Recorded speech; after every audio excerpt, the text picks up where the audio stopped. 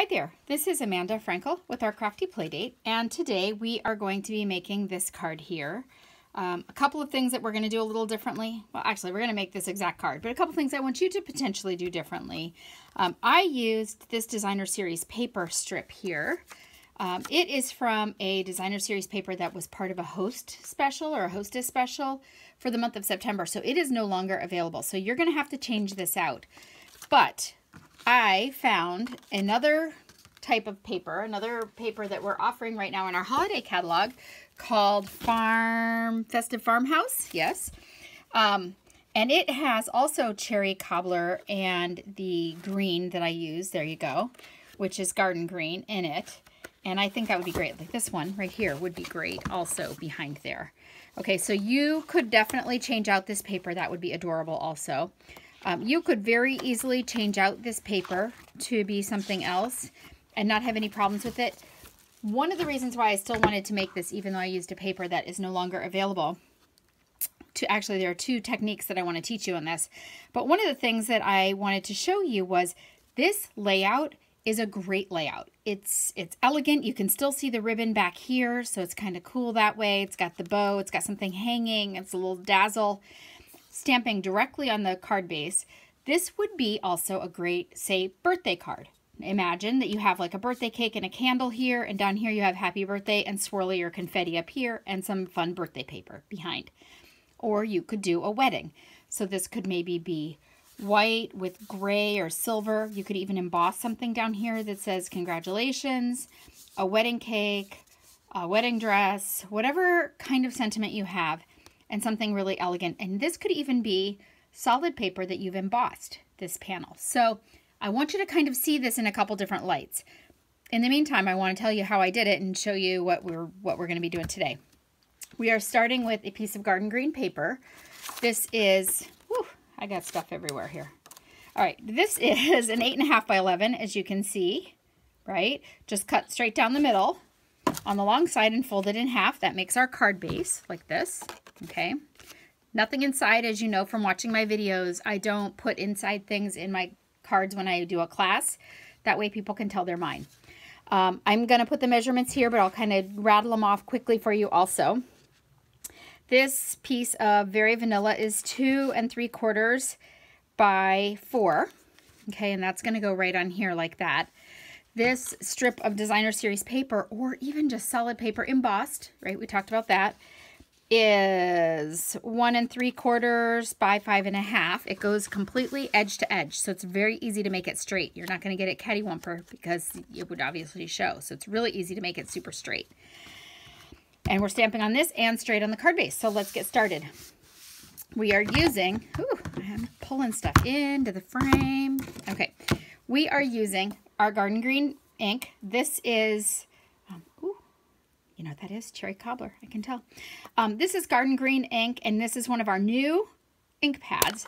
When they're brand new, understand that they're gonna be really stiff. Don't get frustrated. They are gonna loosen up as you use them. They're just really stiff, and this one's brand spanking new.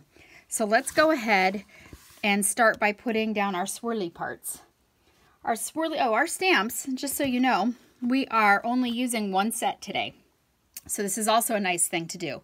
One set, we're using this swirly, which, as I said, in like a wedding card, this you could heat emboss with powder in a gold or silver. It would be beautiful in the background. We're going to stamp this one and this one in green. This is going to be cherry cobbler, and this one is also going to be in garden green. So 2 colors of ink, 1 stamp set, 2 kinds of paper, and a little strip of Designer Series paper. All right, so with the garden green, I'm going to ink up my big swirly stamp. There we go. And I'm going to stamp it twice. I'm going to stamp it once, I don't know, what do you think, like that? I am going to not need my Stampin' Pierce mat because this is a clear mount stamp, so it has a little cushion here. Probably shouldn't have pushed so hard, but there you go. And I'm going to rotate this one again, and I'm going to do it like this. So I'm just doing 1 up, 1 down. Generally speaking, I don't stamp a lot on bases, but I'm doing it today just because it makes it such a fast and easy card. My season's greetings is going to go right down here. if I can squeeze it in since I changed it up a little bit here. Let's see how that looks. Yes, that's good. Okay, there's my season's greetings. And now I'm going to go ahead and stamp my flower. So this is, as I said, cherry cobbler, like the ink I got on my sweater here. And I'm going to ink it up. This stamp set is called a distinctive stamp. It's a new kind of stamp set that we have. In the past, when we had a stamp that would have a lot of shading like this, it would have been a two-step stamp, right? One with the light and one with the dark, and you'd stamp the light one, and then you'd have to lay out where the dark would go and stamp on top of the light image. This one stamp, even though you've got the shading. So it's very super cool. If you feel like you're not getting a lot of ink on it, you could do this and ink it upside down too, so that you can really make sure that you're getting coverage, because it does look really different. See that? Where the ink is more, where it's bright and shiny, it is a little different looking. So play with it, see how you like to do it. I could do it this way, but I kind of want to make it long ways. I'm going to stamp down and hold, and I'm probably going to count to 1, 2, 3 here. Good. Okay, it's a little darker than mine. It is going to lighten up as it dries. It is a little darker because I just re-inked my ink pad. So you know how that goes. All right, and here's my holly leaf. And I'm going to stamp it twice. One here. Isn't that cool with the different shading? Sorry to make you bounce here. And one up here. Good. Okay, so there is my holly leaf. This panel is done except for, and this is how you close these new pads. You just pull the colored strip towards you and flip, and it's closed. All right, I'm going to add some colored pearls to this flower too, but I can wait till the end for that. Let's go ahead and do this ribbon. I have a bunch tied because I taught it in class, but I do want to teach you how I did this. This is the strip that I made. Let me show you. Let me grab some ribbon and show you how to go about doing this. Okay. You actually, I use a bow maker, as you know, always.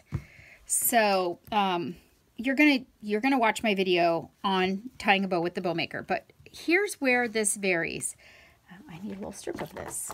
I need a little strip of this. This ribbon is the gold, I don't know, gold edge something or another, metallic edge ribbon in gold, and I will list everything. If you go back to my YouTube descriptions or you follow this website to my ourcraftyplaydate.com, it'll have a list of all the things, and you can just click on them. It'll take you right to the store where you can kind of see what they are. But this one is our mini gold trim, and I just need to hack it off a little piece. So that's not that big. That may be a little small, but it'll work. Okay, and I am going to use this one. All right. So in general, when I tie a bow, I do this, cross over, down between the legs, over to the back, and tie. If I just did that too fast, watch the video on tying a bow. It's from this angle, and you'll be able to see everything a little bit better. But when I'm going to add something in it, hanging like this, look how cute that is. I'm going to do it here. So I'm going to wrap it around, down between the legs. This is all exactly the same. Now I'm going to take this, I'm going to stick it in here. Oops. I'm going to stick it in here like this, right? And now I'm going to go over to the back. I've trapped it. Did you see that? I trapped that little piece of stuff in there. A little piece of sequins. I'm going around the back. I'm going to pull this one around to the back. Ooh. All right, it's not hard. It's just me. So too much coffee and too short a piece of ribbon. Don't you hate that? Okay, down between the legs. I'm going to lay that right there, pull this to the back, pull this to the back, and one knot. There, that was much easier, wasn't it, when I don't try to go too slow. All right, and I would just pull that tight, and I would slide it off. Now, I want this stuff to hang down, so I just play with it for a second. Just do that. Good. Now, when this looks awesome is even if you're doing something for your front door and you want a huge red satin ribbon and maybe an ornament hanging down, you would do this exactly the same way. You tie it like you would on a bow maker. You can use somebody's arms if you're making a really gigantic bow. Use somebody's arms held wide apart that they wrap all the way around and then under. And then put the jump ring or the loop of the ornament into your bow, you know, feed it onto that string and then bring it to the back and tie it, and it will be an ornament that hangs right out of the bottom of your bow, like that. And here would be your ornament. Make sense? Okay, good. Throwing that off to the side. So the way that I would put this on, and this is a way that I find makes my life just a little bit easier, is glue dots. Glue dots make the world go round, my friend. Knot to dot, right? You're going to do knot to dot. And then you're going to put it where you want it. Now, the best way to do that, really, is to kind of measure it. So I want that much DSP to show on this side. So I need my bow to be like right there. Does that look right? Okay. Now that I've done that, see, I can still pull these little dudes down. No problem with the gold things. And now that I've done that, I can go ahead and tape these around the back. And I'm just going to use a little bit of Scotch tape to hold those in place. Just a little bit of Scotch tape. There's some. And then I'm going to pull this around. How is that? Very cute. I'm loving it. I'm going to pull this around to the back and tape this. Now, birthday colored ribbon, right? You could do anything with this layout. It's so simple. Okay, and this is just going to get glued on here. I know this is going to be on here. I want to make sure that I give myself enough room to show things I like and maybe hide things I don't. So I'm going to put it up a little higher. And I'm going to use liquid glue.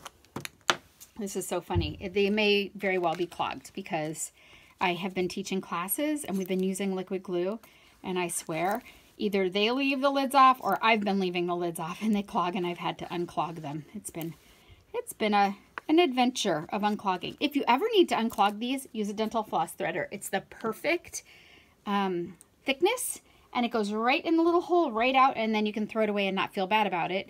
You don't want to use something like your scissors because they're going to get super gummy, or even a toothpick. You don't want to use a toothpick because it could, you know, break down that hole a little bit. Oh, I'm going to slide that down because I got a little glue. No, I didn't. You didn't see that.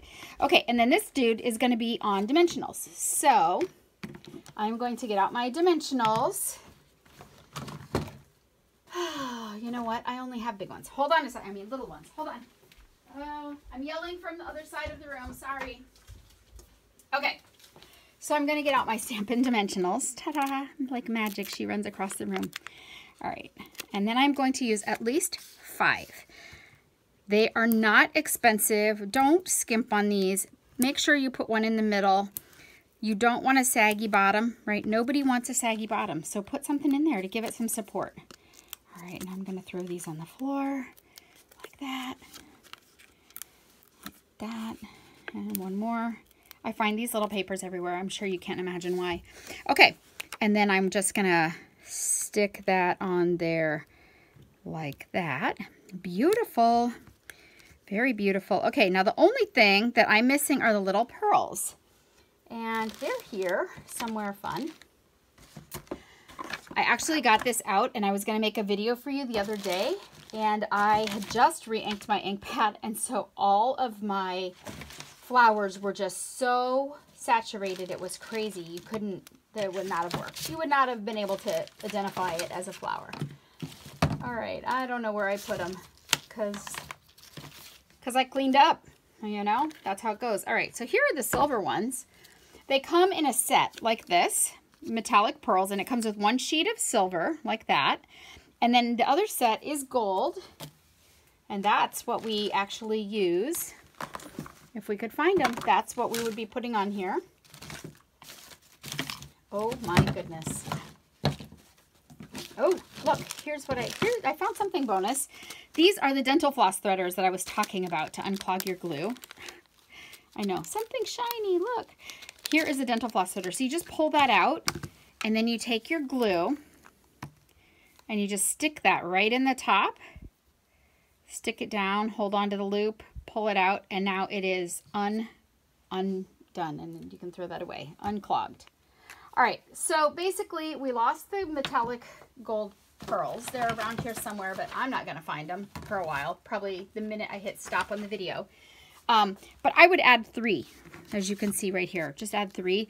And I use this take your pick tool because it's got this one edge that's like a little spatula that bends. See that? So you can really scoop under your diamonds like that, and then you just put it where you want to be.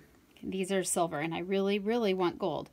So I'm not going to put this on. I'm going to find the other ones eventually. But it gives you a general idea of what to do. And so we're all set. This is the card we wanted to make. This is the card we made. We're just missing our diamonds here. But I just wanted to say thank you so very much for stopping by. I hope you like this card. I hope you learned that it's all about the format. So this layout is great for every occasion.